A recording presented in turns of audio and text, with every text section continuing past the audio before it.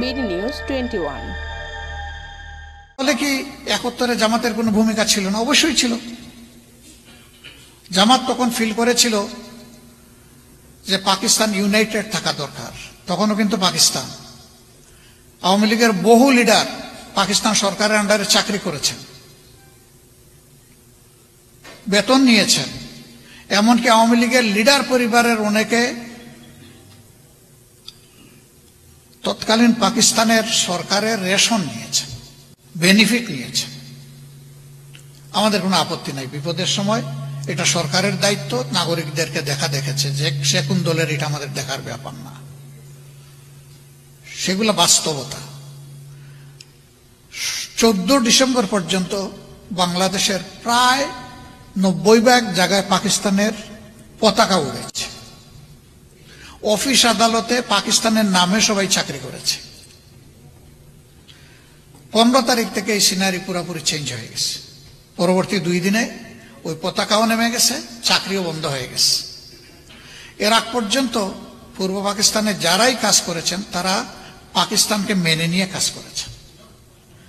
এখন এটা বলতে পারেন জনপ্রত্যাশার এগেইনস্ট, জনপ্রত্যাশা ছিল যে পাকিস্তানের শাসকরা চলে যাক, বাংলাদেশ স্বাধীন হয়ে যাক। জামাত এটাকে সম্মান করলো না কেন? এটা একটা লিজিটিমেট প্রশ্ন। করলে ভালো হতো, করা উচিত ছিল, এই ব্যাপারে আমার কোনো দ্বিমত নাই। বাট এই আনসারের উপযুক্ত ব্যক্তিটা আমি না। কারণ আমাদের যে সমস্ত নেতৃবৃন্দ তখন যারা ছিলেন, কোন প্রেক্ষাপটে তারা কোন ডিসিশন নিতে বাধ্য হয়েছেন সেটা তারাই ভালো বলতে পারবে। তাদের জীবদ্দশায় এই সমস্ত প্রশ্নের বহুবার উত্তর তারা দিয়েছেন। এই অ্যাপোলজি আমরা মিনিমাম 3 বার দিয়েছি।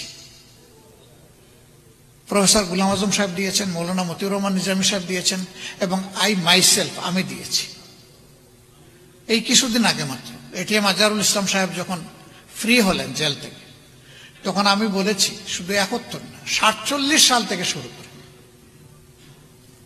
জামাতে ইসলামীর দ্বারা কেউ যদি কোনো কষ্ট পান, কারো দ্বারা কোনো ক্ষতি হয়ে থাকে, আমি সব ব্যক্তি এবং সংগঠনের পক্ষে নিঃশর্তে আমি আপনাদের কাছে ক্ষমা চাই, আপনারা আমাদেরকে ক্ষমা করে দেবেন।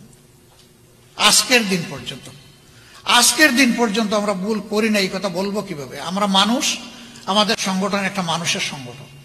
আমাদের 100টার মধ্যে 99টা ডিসিশন সঠিক, একটা তো বেঠিক হইতে পারে। সেই বেঠিক একটা ডিসিশনের জন্য আমার জাতির তো কোনো ক্ষতি হতে পারে। তাহলে সেই ক্ষেত্রে আমার কোনো ডিসিশনে জাতির ক্ষতি হলে আমার মাপ চাইতে অসুবিধাটা কোথায়?